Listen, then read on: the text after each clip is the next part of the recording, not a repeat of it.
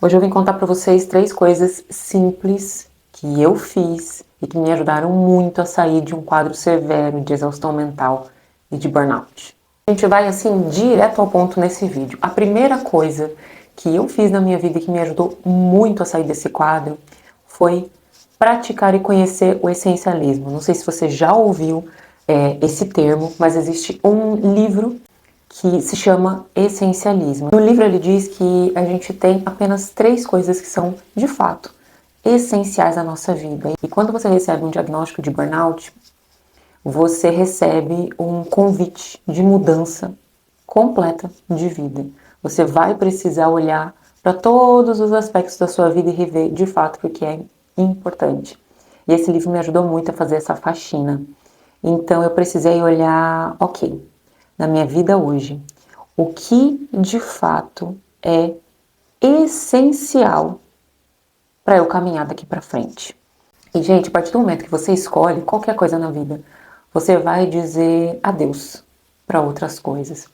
E nesse processo de faxina, de escolher o que é essencial, foi como se os meus olhos assim eles fossem abertos para várias coisas na minha vida, relacionamentos, situações em que eu via que eu estava ativamente colocando a minha energia em coisas que não eram minhas. Eu consegui enxergar, gente, relacionamentos que eu tinha que não faziam mais sentido eu caminhar com aquilo, porque de certa forma eram pessoas que demandavam muito de mim e eu correspondia àquele padrão. Então eram relações que me sugavam a energia, que eu tinha um papel de muito cuidado e mais do que isso, vendo a minha responsabilidade em cima disso, é que eu correspondia a essa demanda. Assim como eu precisei dizer adeus a situações em que, quando eu olhei com bastante clareza, eu vi que não era um problema meu. Era um problema de família, que envolvia alguém que eu amava e que eu queria resolver, que eu queria ajudar, mas no fundo, não era problema meu. Muitas vezes eu me envolvia em tentar ajudar alguém a mudar, mas no fundo, quando eu parei para olhar com clareza, aquela pessoa ela não queria mudar, ela queria reclamar. E eu estava desperdiçando a minha energia com aquilo, com talvez ideais que eu coloquei na minha cabeça e que muitas vezes a gente coloca isso na nossa cabeça. Então a gente tenta mudar as pessoas, a gente tenta ajudar quem não quer ajuda, a gente tenta resolver problemas que não são nossos, a gente está preso em relacionamentos que sugam a nossa energia de demanda e às vezes a gente corresponde a essa demanda porque a gente quer ser útil, porque talvez a gente tenha algumas crenças que são disfuncionais, mas o fato é, todas essas coisas que eu citei aqui, elas tiravam muito da minha energia. E eu só consegui ver isso quando eu botei a lupa do, ok, o que é essencial na minha vida. Porque que eu percebi que o essencial, ele muitas vezes não estava sendo de fato abordado. Por quê? Porque a minha energia ia para o que não era essencial. Ou às vezes o essencial ele era até abordado, mas 80%, 50%, 70% da minha energia ia para outros lados e eu ficava devendo naquilo que realmente era essencial para mim. Então isso foi assim como se eu fechasse um buraco onde escoava grande parte da minha energia. Então o primeiro passo simples que eu tomei para me recuperar de uma exaustão severa foi praticar o essencialismo, escolher, olhar para o que é essencial na minha vida e a partir disso dizer adeus para relacionamentos, para problemas que não eram meu e tentar mudar a vida de alguém que não quer mudar de vida. A segunda coisa que eu fiz, simples, e que fez uma mudança assim, muito grande na minha vida foi fazer mini descansos no meio das minhas atividades do dia. E isso é muito poderoso, eu quero inclusive trazer um outro vídeo falando sobre isso, sobre a nossa rede de modo padrão e como ativar essa rede de modo padrão para que a gente de fato consiga ter esse descanso cognitivo e emocional que a gente precisa entre uma coisa complexa ou outra que a gente faz durante o dia. Para quem não sabe, eu sou psicóloga, eu trabalho online desde a minha casa.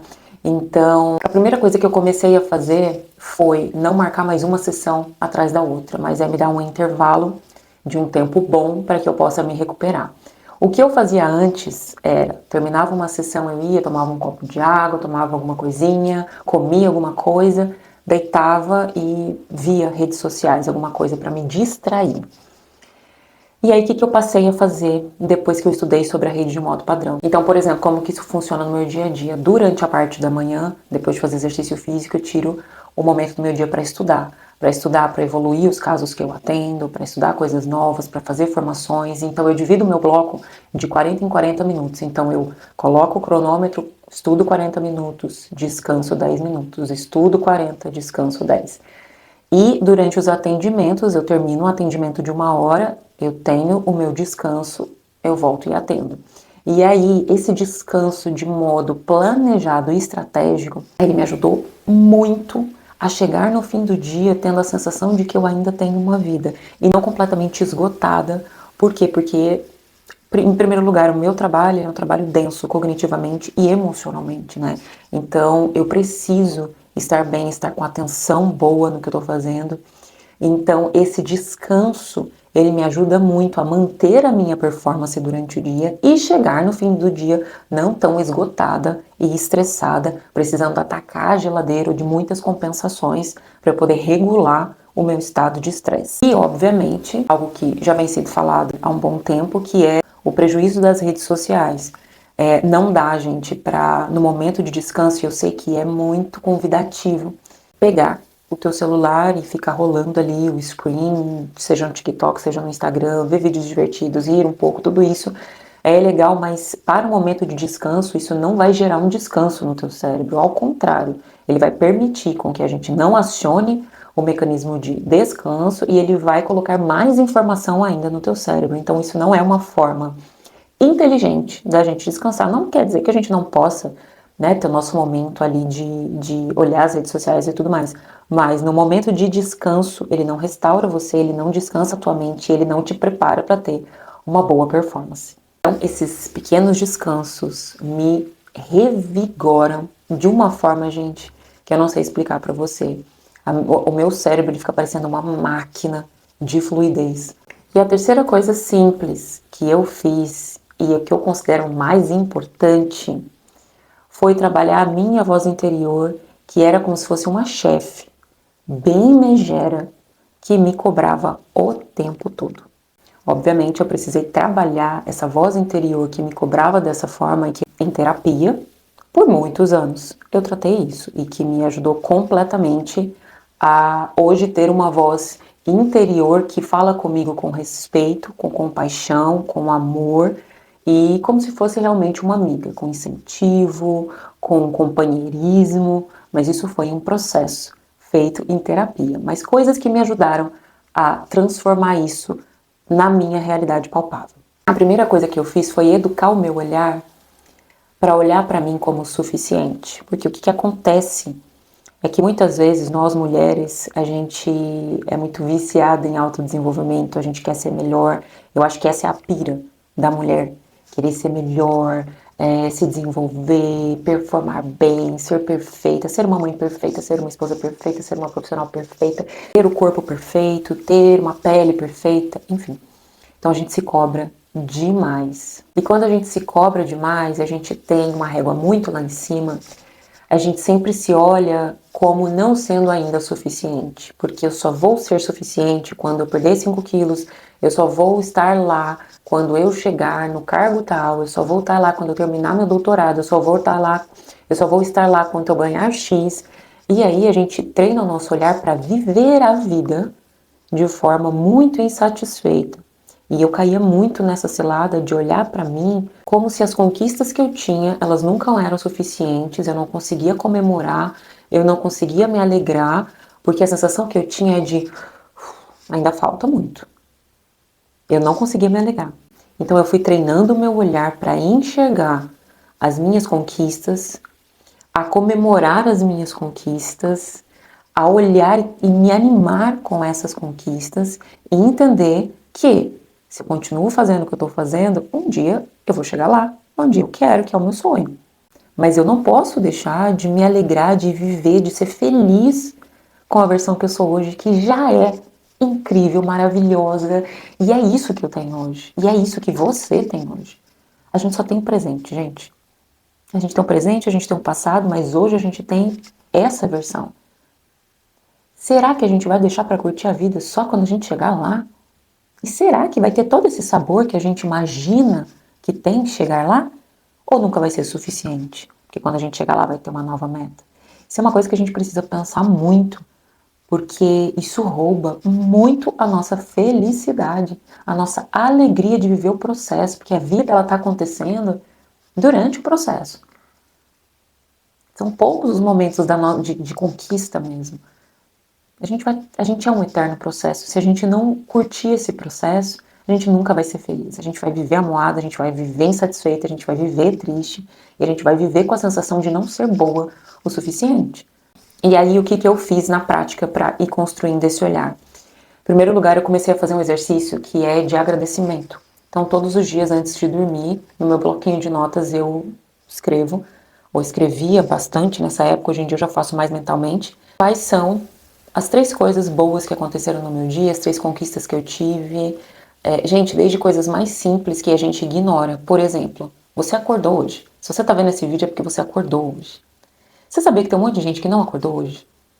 Tem um monte de gente que acordou para ir para quimioterapia porque tá com câncer. Teve muita gente que acordou no hospital todo quebrado, todo ferrado. E você acordou, você tá vendo esse vídeo, você tem saúde.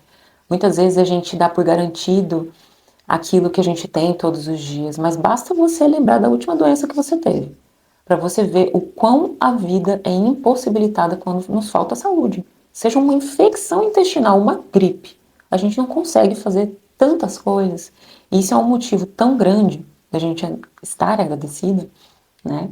Então, desde coisas mais simples, que são essenciais, como coisas que talvez sejam mais complexas ali durante o seu dia. O que esse exercício da gratidão faz? Ele faz um treino de você parar para olhar o que você tem, o que você é e o que você conquistou naquele dia. Por quê? Porque talvez o teu olhar de insatisfação, que era o que acontecia comigo, ele já está automático. Ele já elencava o dia inteiro o que precisava melhorar, o que estava faltando. E aí eu vivia nessa energia ruim, escassa.